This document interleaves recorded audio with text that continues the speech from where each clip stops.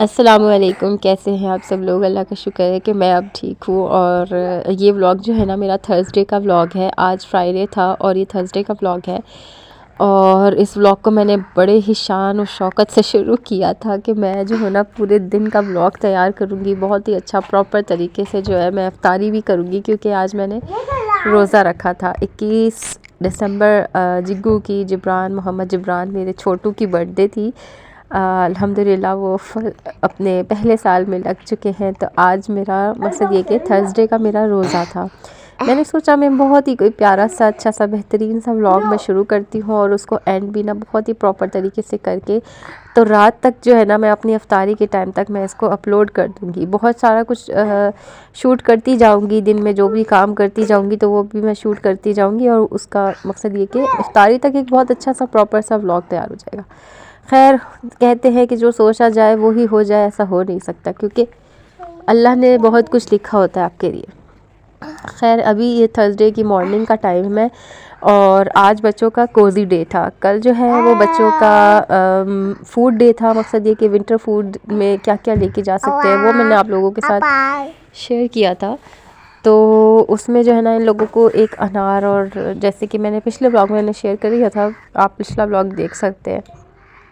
तो आज जो है ना इन लोगों का कोज़ी डे था, और कोज़ी डे में जो है वो इन लोगों को विंटर के कपड़े पहन के जाने थे, कोई बहुत ही अच्छे से कैजुअल से ना।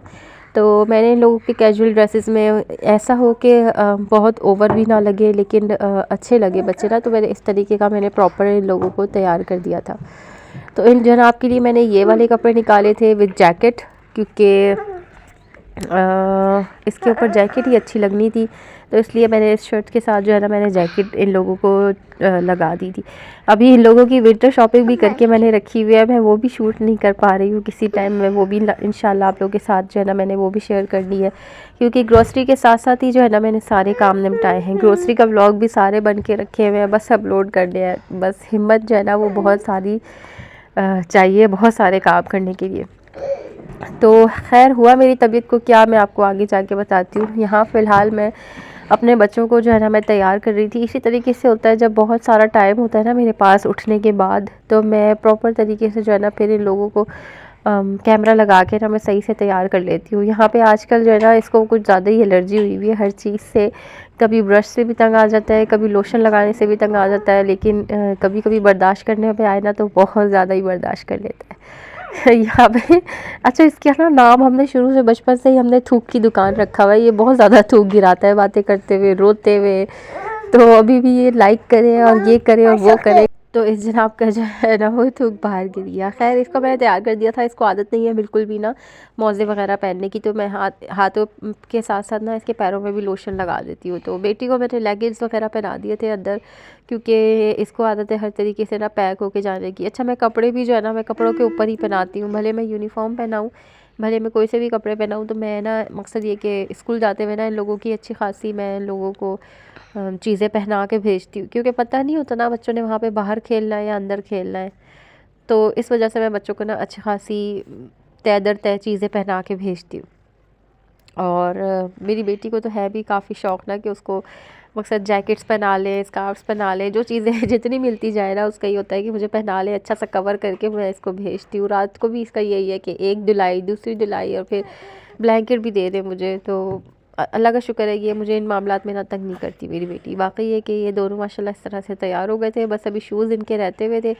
अच्छा, कभी कभार इनके बाबा का ना इतना अच्छा मूड होता है कि मैं अगर कैमरा चला रही हूँ ना तो मुझे डर नहीं होता, लेकिन कभी कभार इनका मूड ना ऐसा ऑफ हुआ होता है कि मैं सोचती हूँ कि अगर मैंने कैमरा खोल लिया ना तो लाजमी मुझे डांट पड़ जानी है।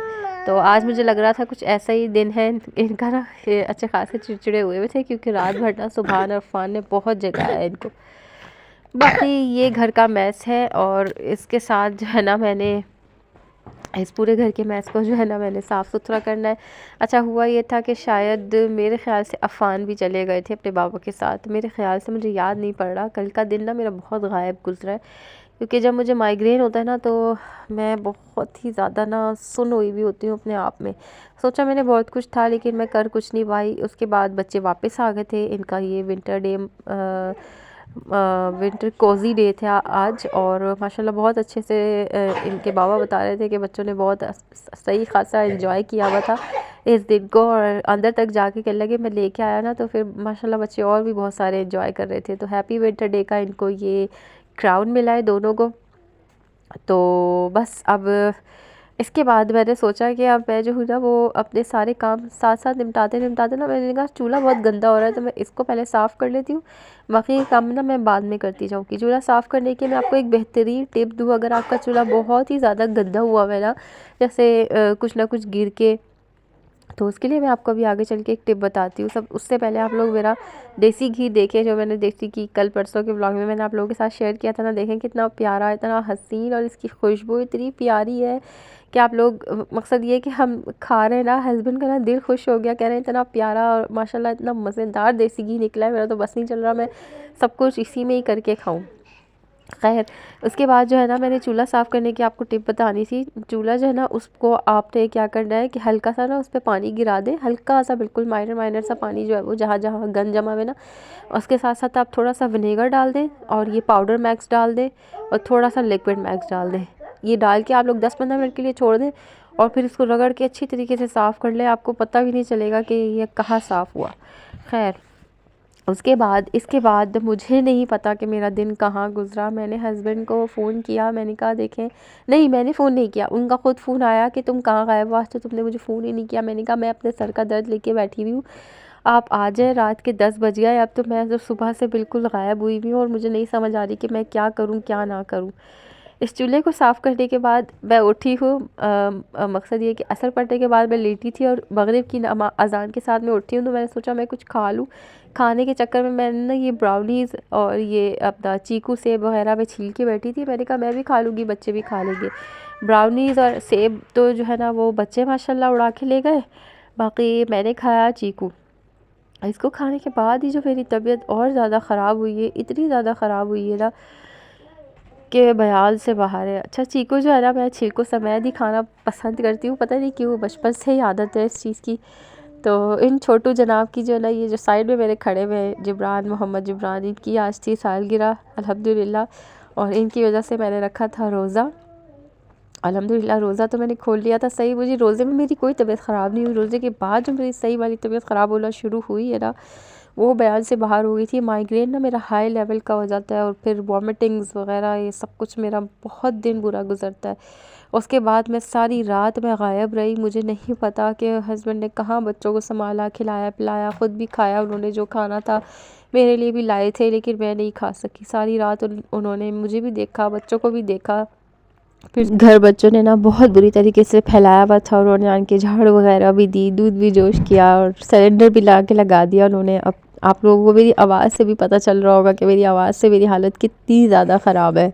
सुबह उठते ही उन्होंने मुझे गर्म दूध में ना ये सारे ड्राई फ्रूट्स अच्छे से पका के उन्होंने मुझे ये सही वाला जो है ना मिल्क बना के दिया, ड्राई फ्रूट मिल्क, और ये वाकई बहुत मज़े का था। इसको पीने के बाद जो है ना मुझे सही ताकत आई है, और मैंने पेन किलर भी खाई थी साथ साथ ही, वही पोस्टान 4 ही खाई थी मैंने, क्योंकि उसी को खाने के बाद ना मैं सही मायनों में खड़ी होती हूँ, और मुझे पता लगता है कि हाँ जी अब मैं होश में आ गई हूँ।